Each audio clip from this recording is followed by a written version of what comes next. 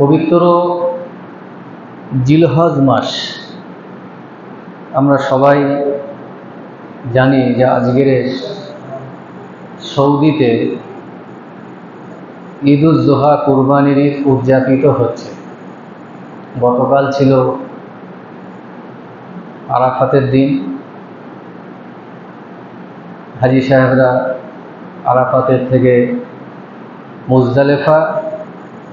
মুজদালেফা থেকে আজকে আবার মিনায় অবস্থান করছে। ওখান থেকে আজকের প্রথম কাঁকড় মারার দিন।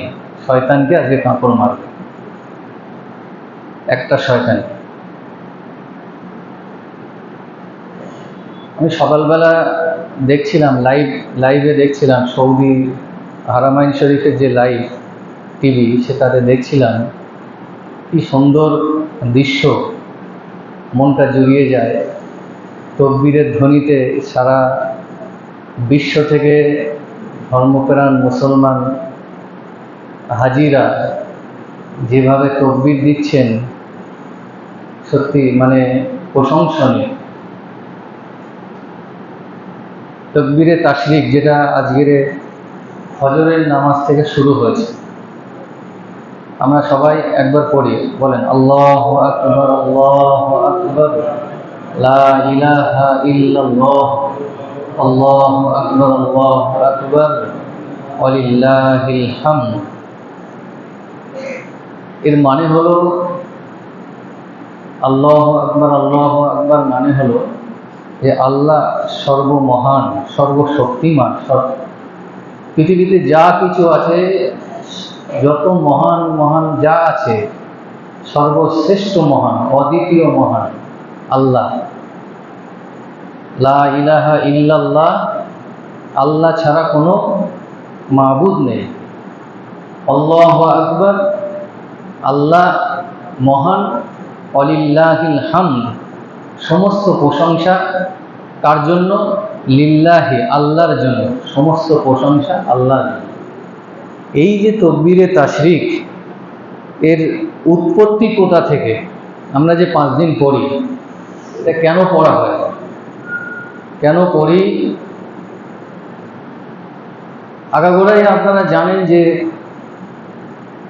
এই কুরবানি, হজ, তকবীরে তাশরিক, এই সব কিছু কিন্তু ইব্রাহিম আলাইহিস সালাতু ওয়াস সালাম আর ইসমাইল আলাইহিস সালাতু ওয়াস সালামের স্মৃতি বিজড়িত। ইতিহাস তার সাথে ওতপ্রোতভাবে জড়িত আছে।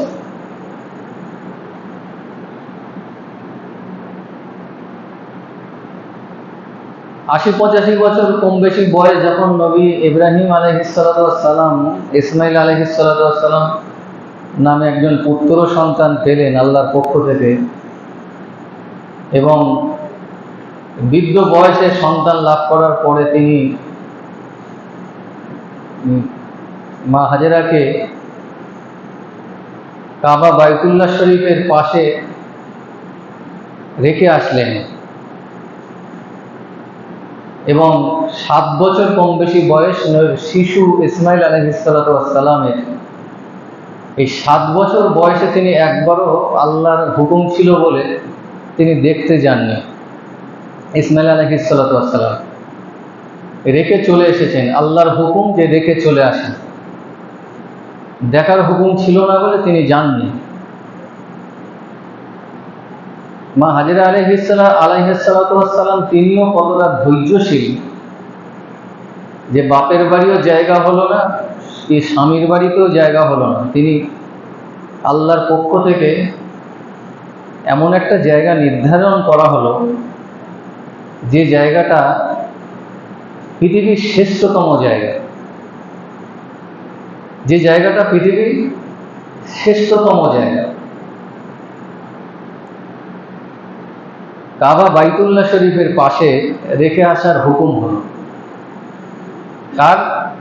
নবী ইব্রাহিম আলাইহিস সালাতু ওয়াস সালামের স্ত্রী মা হাজেরা আর তার পুত্র সন্তান, যেটা তিনি বৃদ্ধ বয়সে পেয়েছেন, শিশু ইসমাইলকে। কত ধৈর্যশীল মানুষ না হলে 7 বছর সেখানে জনমানুষ কিছু নেই, গাছপালা আছে, বন জঙ্গল। এখন তো খুব সুন্দর বড় বড় বিল্ডিং হয়ে গেছে, একদম বোঝাই যাবে না যে একদিন ওখানে জঙ্গল ছিল। সেই জায়গায় যখন রেখে আসলেন 7 বছর কোনো তাদের খবর নিলেন না আল্লাহর হুকুমে। 7 বছর পরে গিয়ে তিনি বলছেন, ইন্নী আরাফিল মানামি আন্নী আযবাহুকা ফানজুর মাযা তারা, যে আমি স্বপ্নে দেখেছি যে আমার পুত্র সন্তানকে কুরবানি করতে হবে। মাও একবারও বাধা দিলেন না, আর ছোট্ট 7 বছরের শিশু বাচ্চাও তিনি একবারও বাধা সৃষ্টি করলেন না যে না, আমি আমার জীবন দেব না। আর বাচ্চার মা তিনিও একবারও উত্তর প্রশ্ন করলেন না যে কেন তাকে আমি কুরবানি দিতে যাব। যখনই বলেছেন আল্লাহর হুকুম, ঠিক আছে, যেমন বৃদ্ধকালে আল্লাহ আমার সন্তান দিয়েছে, আমি সে সন্তানকে আল্লাহর হস্তে কুরবানি করবো, আমার কোনো সমস্যা নেই। বিশাল বড় ঘটনা, ইতিহাস। মিনা মুজদালেফায় আল্লাহর নবী ইব্রাহিম আলাইহিস সালামের কাছে মা হাজেরা ছোট বাচ্চাকে তিনি দিয়ে দিলেন কুরবানি করতে নিয়ে যাওয়ার জন্য। মাঝপথে শয়তান একবার বাধা দিয়েছে, কয়েকবার বাধা দিয়েছে। বাধা দিলে সেই সময় কাঁকড় মেরেছিলেন, কাঁকড় পাথর ছুঁড়ে মেরেছে।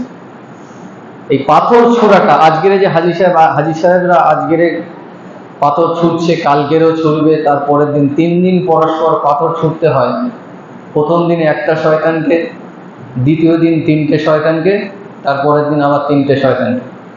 এই যে 7টা করে কাঁকড় মারতে হয়, এটাও ওই নবী ইব্রাহিম আলাইহিস সালাম, ইসমাইল আলাইহিস সালামের স্মৃতি বিজড়িত। তার স্মৃতি হিসাবে হাজি সাহেবরা আজকের কাঁকড় মারছে, কালকেও মারবে, তার পরের দিনও মারবে।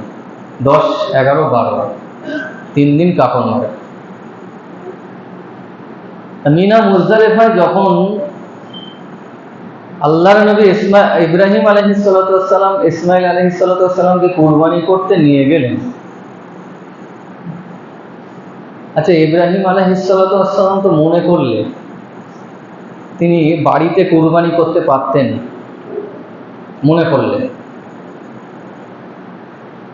তিনি মনে করলে তার বাড়িতে কুরবানি করতে পারতেন।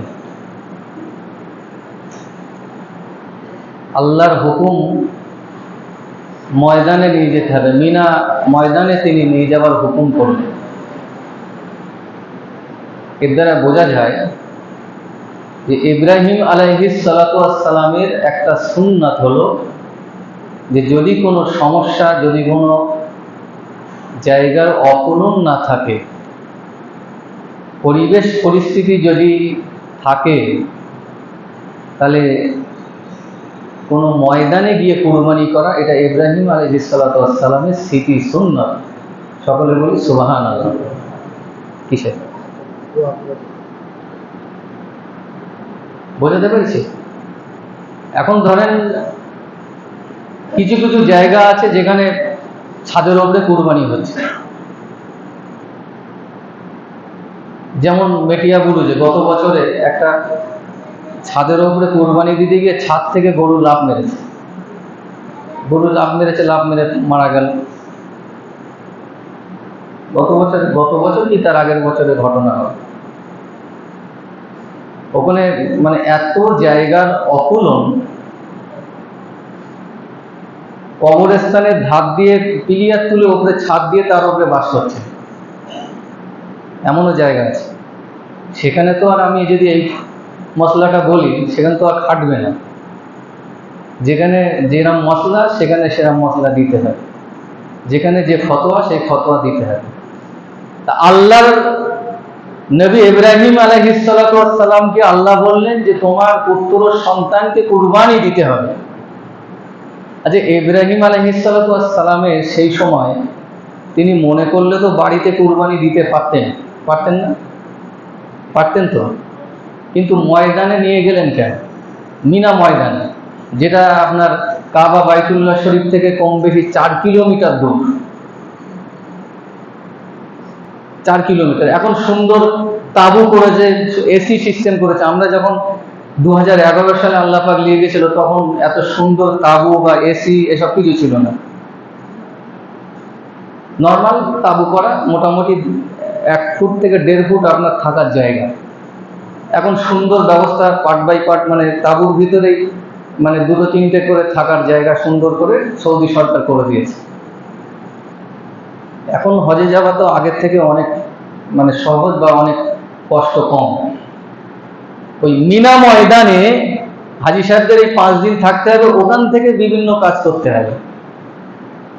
আল্লাহ পাকের নবী ইব্রাহিম আলাইহিস সালাতু ওয়াস সালামকে মিনা ময়দানে তিনি ইসমাইল আলাইহিস সালাতু ওয়াস সালামকে কেন নিয়ে গেলেন? তিনি তো মনে করলে বাড়িতে করতে পারতেন তো নাকি? আমাদের মতন তো, আমাদের কলকাতার মতন তো সব জায়গা তখন ছিল না। এই জন্য নিয়ে গেলেন যে কুরবানিটা একটা এমন একটা জিনিস যেটা বাড়িতে করলে অনেক সমস্যা দেখা যেতে পারে। জানে ইন ফিউচারে, ভবিষ্যতে যদি কেউ ওটাকে ধরে নিয়ে করে, তাহলে ফিজিক্যালি অনেক কিছু সমস্যা দেখা দিতে পারে।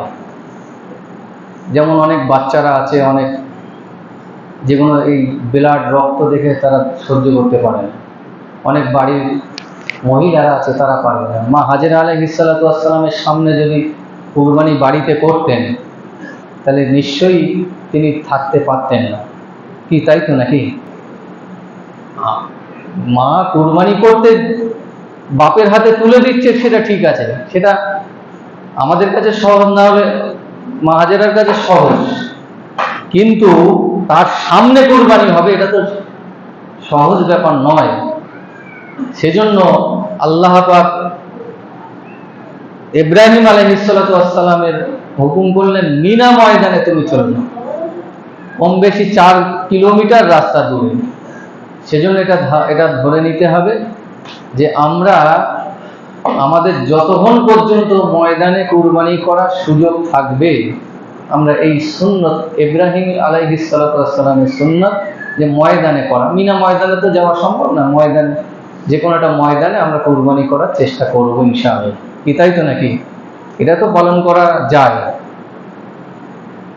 আর তাকবীরে তাশরিক,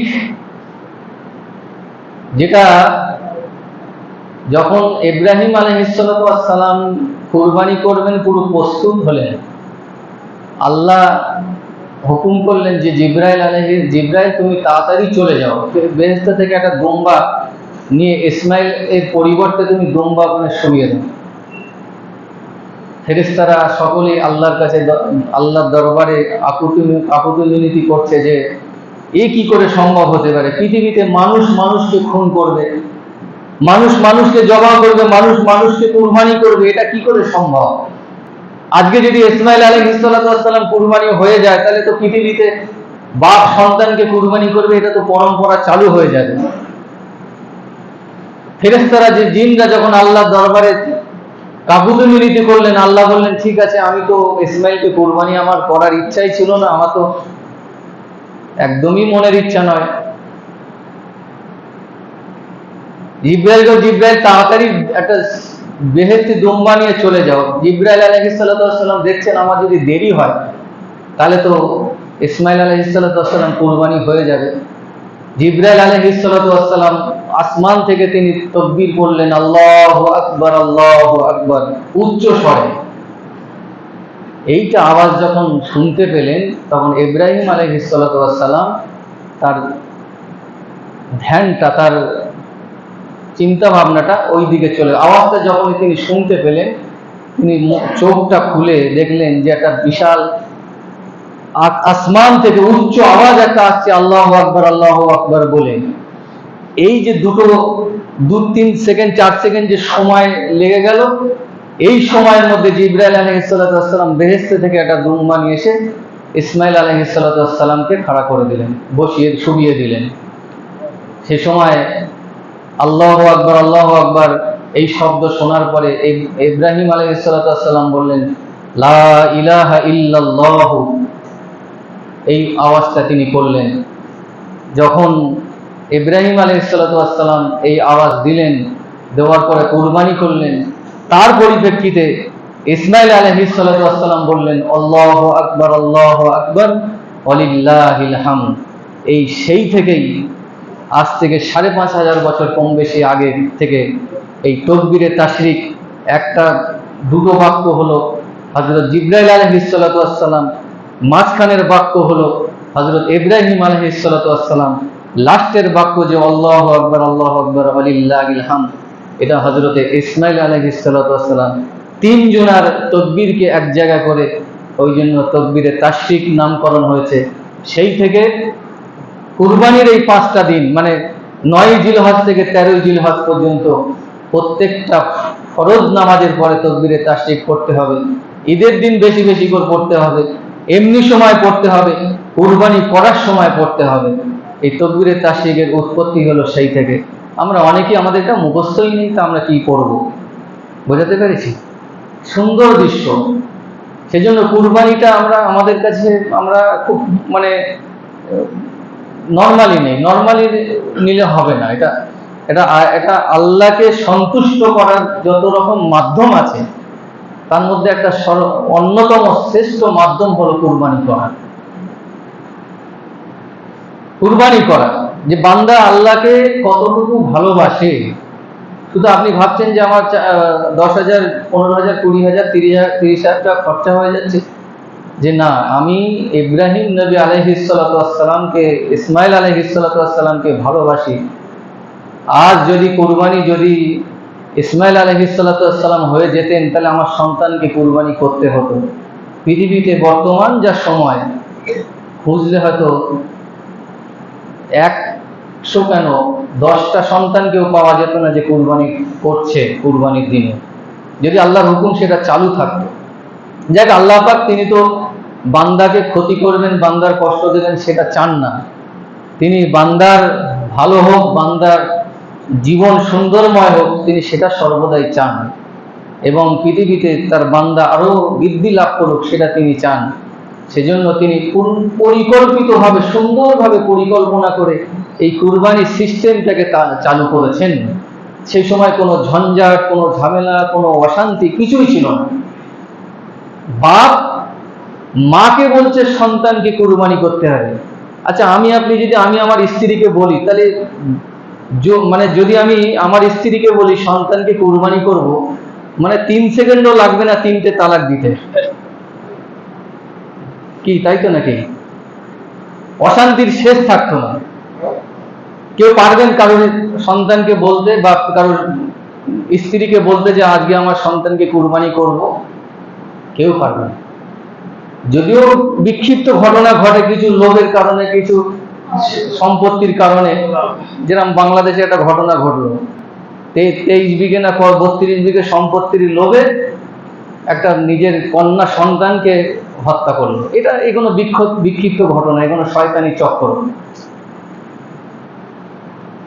সেই দিনে যদি কোনো সমস্যা না হয়ে থাকে, ইব্রাহিম আলাইহিস সালাম, ইসমাইল আলাইহিস সালাম, মা হাজেরা আলাইহিস সালামের এই কুরবানিতে যদি কোনো ঝঞ্ঝাট, কোনো অশান্তি, কোনো ঝামেলা, কোনো সমস্যা যদি না হয়ে থাকে, তাহলে আজকের কেন আমাদের সমাজে সমস্যা খাড়া হবে বা অশান্তি হবে? কুরবানির ঈদের দিনে প্রায় জায়গায় দেখা যায় যে ঝামেলা হচ্ছে, মারাত্মক ক্ষতিকারক জিনিস। অনেক জায়গায় দেখা গেছে যে অশান্তি নিয়ে ওই ছুরি নিয়েই মারামারি শুরু হয়ে গেছে। আর আমাদের তো একটু কিছু হলেই আগে কিছু খবর না শুনেই মাথা গরম করে ফেলি। আর গরু যদি খাওয়া হয়েছে তো আরো গরম হয়ে যাবে, গদে গরু গদেও গরম। ঠিক আছে? তা এই জন্য আমরা চেষ্টা করব যে বাপ যেখানে সন্তানকে কুরবানি করতে গিয়েছে কোনো অশান্তি হয়নি। বাপ যেমন, স্বামী যেমন তার স্ত্রীকে বলেছে কুরবানি, সন্তানকে কুরবানি করতে হবে, স্ত্রী যেমন কোনো অশান্তি করেনি, আমরা চেষ্টা করব যাতে আমাদের সমাজ, আমাদের গ্রাম, আমাদের মহল্লা, আমাদের রাজ্যে কোনো সমস্যা না হয়। এটা আমরা সেদিকে খেয়াল রাখবো। প্রত্যেকটা দায়িত্বশীল ব্যক্তি যারা আছেন, যারা কুরবানি করবেন বা যারা কুরবানি করবেন না, সকলের কাছে আমি অনুরোধ করব, মিলিতভাবে, ঈদ মানে একটা খুশির দিন, মিলিতভাবে আন্তরিকতার সঙ্গে ভালোবাসার সঙ্গে কুরবানি করার চেষ্টা করবেন, এক জায়গায় করার চেষ্টা করবেন এবং ভ্রাতৃত্ববোধ, সম্প্রীতি বোধ নিজেদের মধ্যে বজায় রেখে অশান্তি, ঝোট, ঝামেলা সব কিছু দূরে সরিয়ে রেখে ঈদের দিনে নতুন মিলন মনে করে এক জায়গায় কুরবানি করব, এক জায়গায় সবাই মিলেমিশে সব বিলি বন্টন সব কিছু করার চেষ্টা করব, এটাই আমাদের টার্গেট থাকবে। ইসলামকে দেখে যেন মানুষ শিক্ষা পায়, অন্য ধর্মের মানুষ, যে না এদের এখনো ধর্মের ভাবাবেগ, ধর্মের শিক্ষা আছে বলে আজকে এদের মধ্যে অশান্তি কম। কি তাই তো নাকি?